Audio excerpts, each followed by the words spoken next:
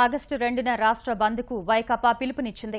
ప్రత్యేక హోదాపై కేంద్ర రాష్ట్ర ప్రభుత్వాలు మోసం చేస్తున్నాయని ఆ పార్టీ అధినేత జగన్ విమర్శించారు.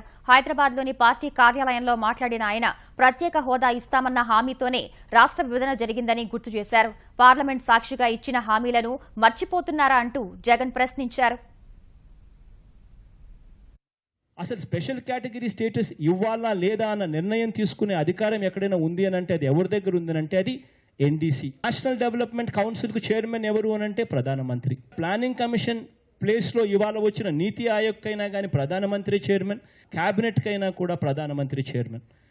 సో ఒక ప్రత్యేక హోదా ఇవ్వాలి లేదా అన్న అంశం ఏదైనా ఎవరి చేతుల్లోనైనా ఉంది అని అంటే అది కేవలం ప్రధానమంత్రి చేతుల్లో ఉంది. అది ఎగ్జిక్యూటివ్ డెసిషన్ మాత్రమే, అది లెజిస్లేటివ్ డెసిషన్ కాదు అన్న సంగతి క్లియర్గా ఎస్టాబ్లిష్ అవుతా ఉంది. రాష్ట్రాన్ని నిజంగా రాష్ట్రంలోని 5 కోట్ల మంది ప్రజలను మోసం చేస్తూ ఉన్న తీరుకు నిరసనగా బంద్ కాల్ను ప్రకటించడం జరిగింది.